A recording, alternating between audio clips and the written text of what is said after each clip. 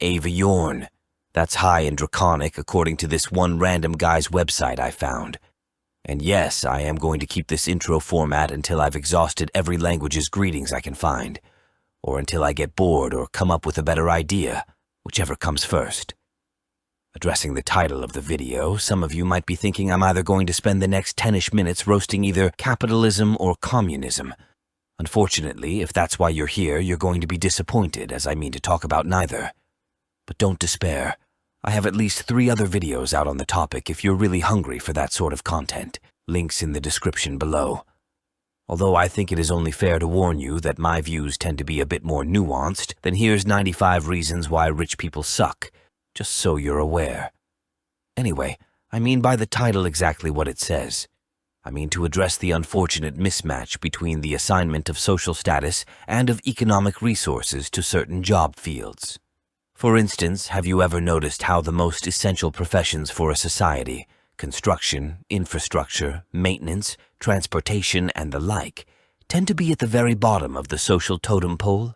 Even when the people in those professions, at least the top people anyway, potentially out-earn many of the higher-class workers, lawyers, merchants, academics, bankers, and so forth. Why is this? Well, for starters, it has to do with the fact that the social status associated with a given trade or skill is inversely proportional to its practical survivalist utility. The cleaner jobs are always more desirable than the dirty ones. Ergo, everyone envies those who don't have to sweat for their supper. Put simply, the less necessary a thing is for survival, the higher status it is. This is why we have such things as high fashion, high art, high education. The word high in all of these denotes its removal from the dirt and muck of everyday life.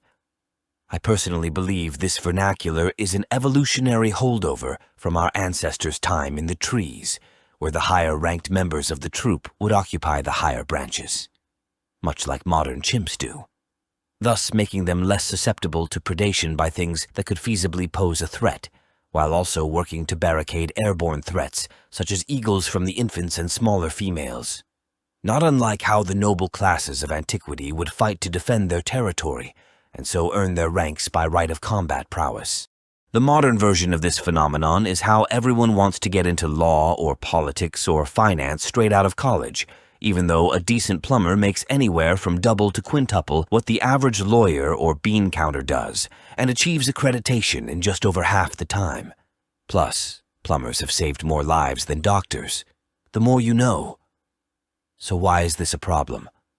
Well, because a society desperately needs plumbers and electricians and truckers and carpenters far more than it will ever need 15 million lawyers.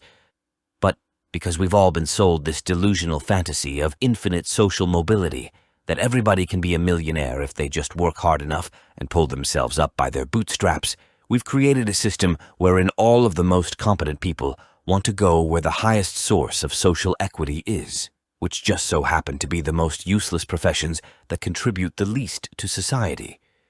You can't brag about being a plumber or an engineer, or about being married to one, even though they are the ones literally building and holding society together. So why the criminal mismatch?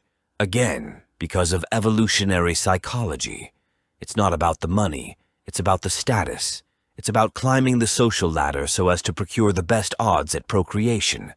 Because that, after all, is the end game of natural selection. If you don't reproduce, every other achievement you've ever made dies with you.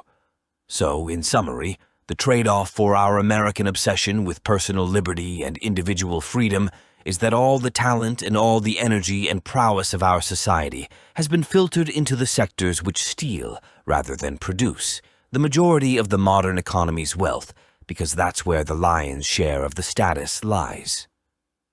Now, of course, the mechanisms by which they do this have dramatically changed since ancient times.